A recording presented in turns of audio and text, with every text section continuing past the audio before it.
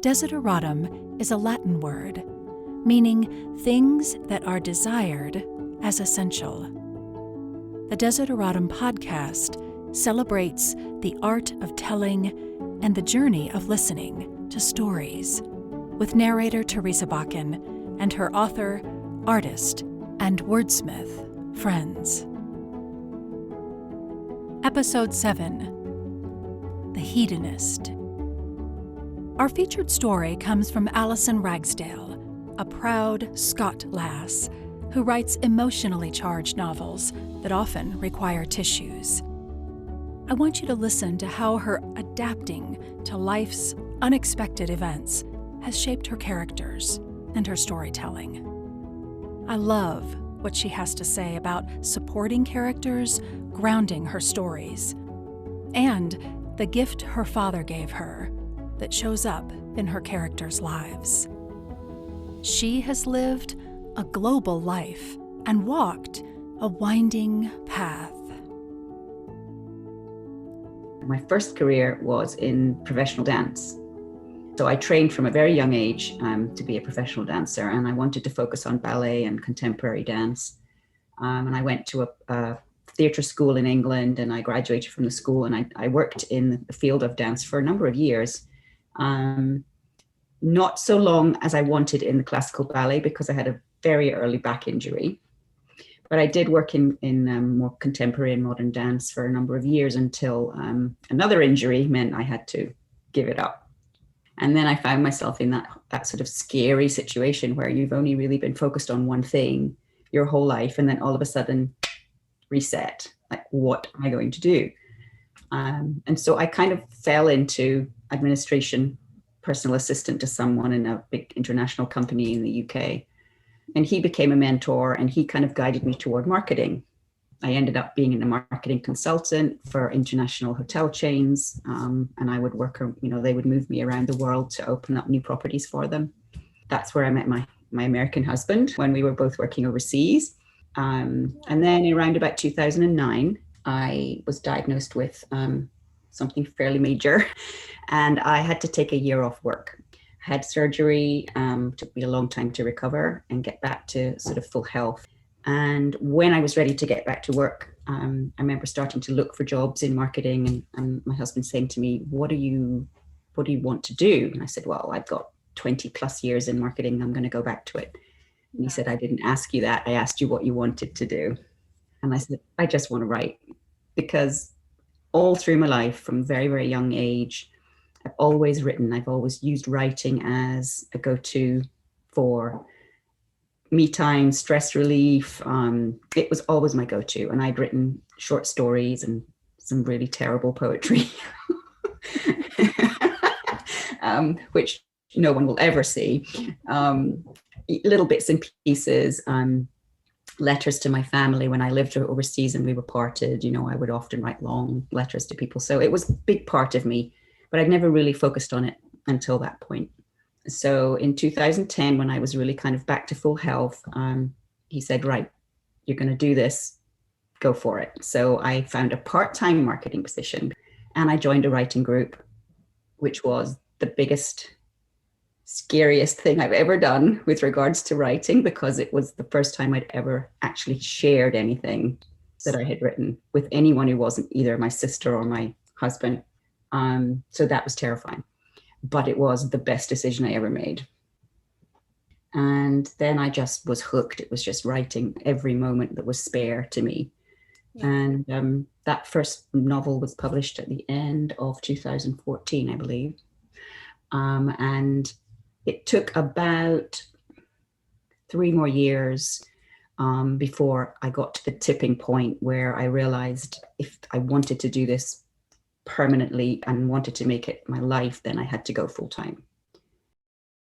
I think every story, correct, is in Scotland? Yes. So you're very centered there as a writer. I think you do such a beautiful job of taking us there. Like, it feels very much like that is your home. So that's very striking to me, that you have had such a nomadic life and yet feel so centered in your storytelling. Yeah, thank you. I appreciate that. I think it's very important to me that comes through. Um, I left Scotland when I was quite a young child. My parents, because of my father's work, moved around the world quite a bit. But there was something incredibly strong. The connection for me with Scotland never left me. And so, irrespective of where I've been over, 40 plus years, it's always been home. And my parents retired back there, so they are back in Scotland now. I still have aunts, uncles, cousins, so extended family. And so I always feel when I land in Scotland, there's this sense of like, I'm home. Wow. Yeah, it's interesting because I have two elder sisters who spent longer there than I did, and they don't have that same sort of strength of connection. It's funny, but I think partly because I moved around so much, that almost became more important to me. Yes, I could see that you would, the more that you saw of the world, the more places that weren't home, the more you identify with what is home. Yeah, I think that's true. Yeah. Do you go back to the region that you're going to center your story in when you start a new novel? Yes, all of the books I've written have been places I have been, I have experienced. I've walked the streets, I've stayed in the B&Bs, I've, seen the beaches, because I really do love to get that, pass that on to the reader, that sense of actually just being in the spot. Yes, I just think that's a gift that you are able to reveal different parts of Scotland to your readers. Oh, well, thank you very much for that. I think it is an incredibly diverse country for a small country, just in terms of its geography, its topography, its countryside, because you have the incredible ruggedness of the West Coast. Yes. But if you go far enough north, you've got tropical beaches with palm trees and white sand. And people think this can't be Scotland. It really is quite, because of the North Atlantic drift and all of that, the Gulf Stream. It's just incredible. And of course, the Highlands, which, that's my love. The Highlands and Islands are my loves. Yeah. So the other part of your story that I think is so fascinating is that there have been medical things that have changed your trajectory, like dramatically. Like I was on this path and then now I'm on this path.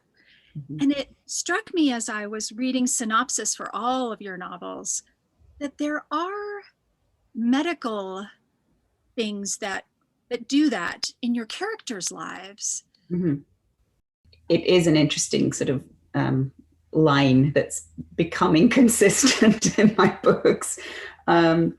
I think probably the first one that it became personal was with The Art of Remembering, which was the story that was set in the ballet world, where the main character is an incredibly successful ballet dancer, way more successful than I ever was.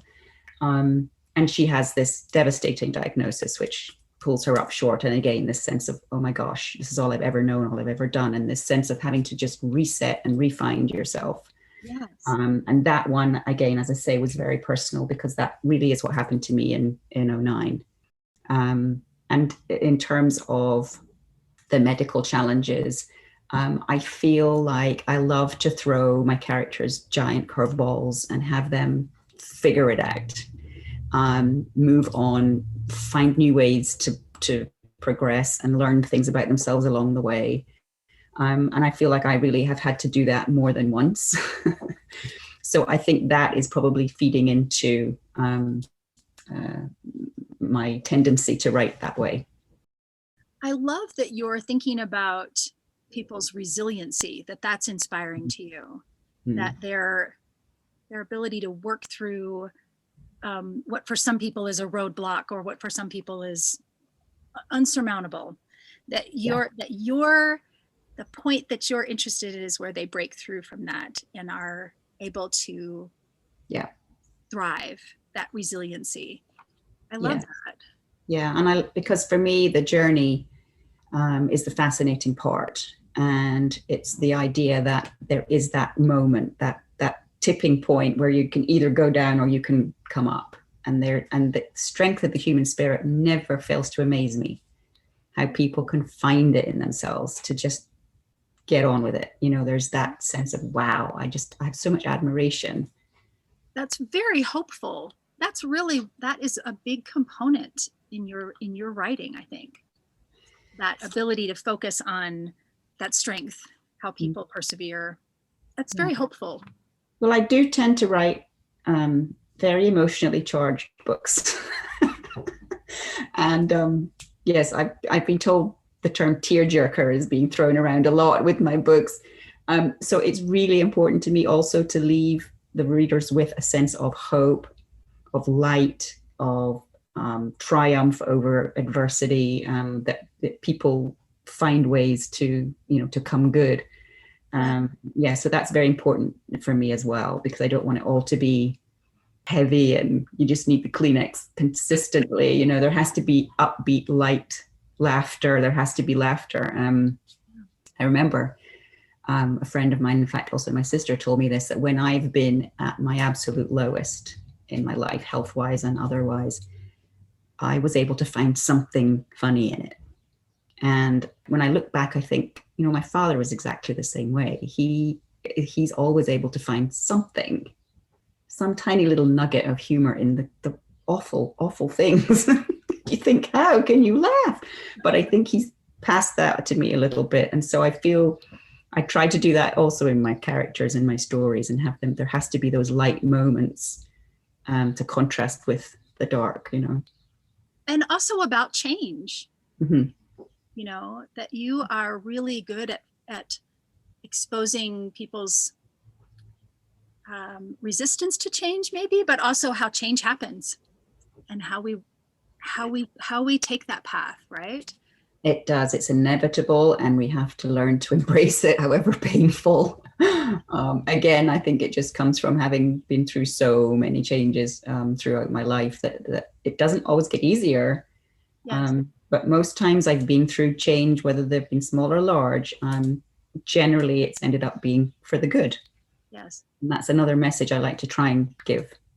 And I think that it's wonderful that in your life, your husband was this voice of forcing you to look back inward and say, what do you really want? Like, are you going to just continue on this path that you've been on, or what do you really be introspective, and what are you looking for? And I think that's the other thing that you're capturing in these novels, is that it's in relationship that we learn more about ourselves, right? Like it's these mother-daughter relationships that you write about, or these places where it's a secondary or an exterior character from the point of view that facilitates taking the right path or feeling better about the path that you're on. Right. Oh, well, I appreciate you picking up on that. It's true. I feel like my supporting characters have a really important role in all of these stories, because, as you say, there's this sense of reflection. They are oftentimes the ones who will drop that one line that will make the main character go, whoa. Yes. It's a best friend, or it's a mother, or it's a next door neighbor, or someone who can be transformative in that person's life, because I think that's real. Yes. It can be someone, you overhear someone talking about you. It can be a friend or a family member, or, and I feel like that's important. So I love to have those characters because I find them really grounding. Yes. Not just supporting the main character, but grounding the whole story. Mm-hmm. And moving the story along, being part of the path. So this collection of short stories, The Liar, you released this at the very beginning of the pandemic, I guess. This was released in 2020. We chose the story called The Hedonist. Can you set that up for us at all, what it's about? Yeah, definitely.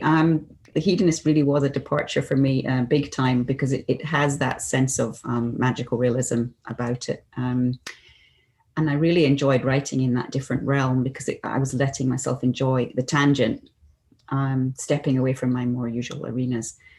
It's a poignant story, but it also has a note of self-acceptance, which I really liked. Amber, the main character, not to give it away too much before you read it, but in just a few moments, it's a snapshot in time, a sort of tragic snapshot in time. Amber tells us all about her life up to this point, all the joys and the regrets that she's experienced, and mostly about the love she has for her husband and her family.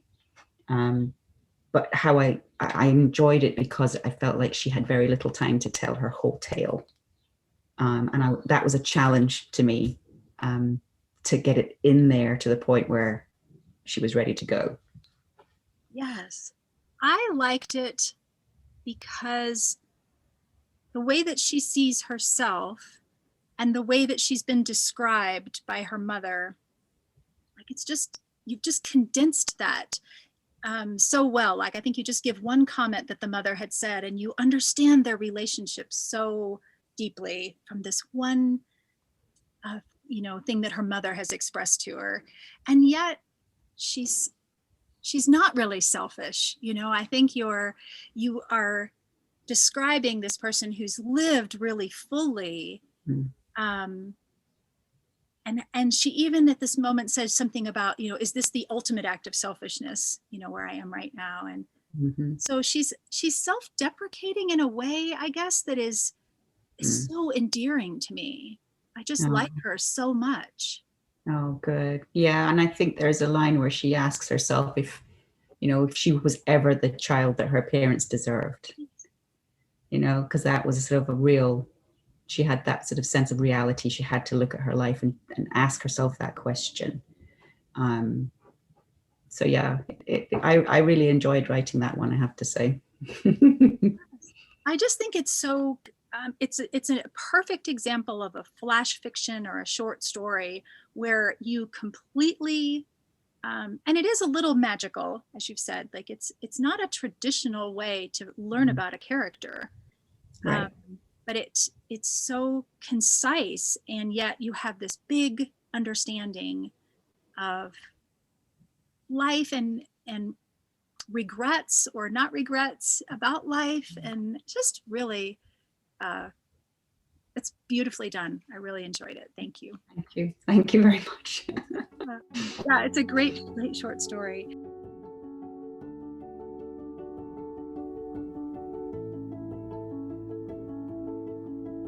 The Hedonist.